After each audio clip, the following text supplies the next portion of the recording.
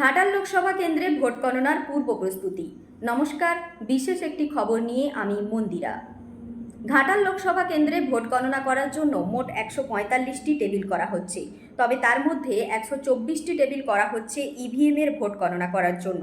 এছাড়াও postal ballot গুনতি করার জন্য বাকি 21টি টেবিল করা হচ্ছে। ঘাটাল লোকসভা কেন্দ্রের ভোট গণনা করা হবে ঘাটাল রবীন্দ্র শতবার্ষিকী মহাবিদ্যালয়ে।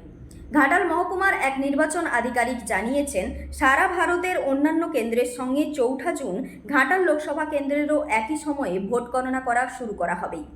ঘাটাল লোকসভা কেন্দ্রের মধ্যে মোট 7টি বিধানসভা রয়েছে।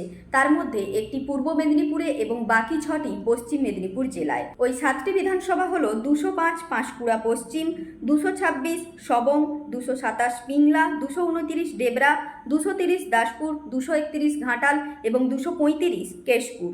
7টি বিধানসভার মধ্যে সবচাইতে বেশি বুথ সংখ্যা রয়েছে দাসপুর বিধানসভা এলাকায়। ওই বিধানসভার বুথ সংখ্যা 331টি।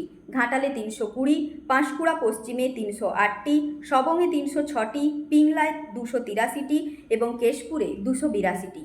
সবচাইতে কম বুথ সংখ্যা রয়েছে ডেবরা বিধানসভা এলাকায়, মাত্র 265টি। তাই শুধুমাত্র ডেবরা বিধানসভা এলাকার ভোট গণনা করার জন্য 16টি টেবিল করা হচ্ছে। বাকি 6টি বিধানসভার জন্য 18টি করে টেবিল করা হচ্ছে বলে মহকুমা নির্বাচন দপ্তর সূত্রে জানা গিয়েছে। টেবিলের হিসাব অনুযায়ী দাসপুর বিধানসভার জন্য মোট 19 রাউন্ডে ভোট গণনা করতে হবে।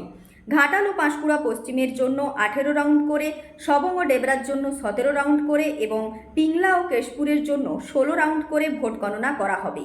প্রতি রাউন্ডের জন্য স্ট্রং রুম থেকে ইভিএম আনা, সিল কাটা, নথি মেলানো, কাউন্টিংয়ের পর ভোট সংখ্যা শিটে তোলার মতো বেশ কয়েকটি কাজ সম্পন্ন করতে হবে।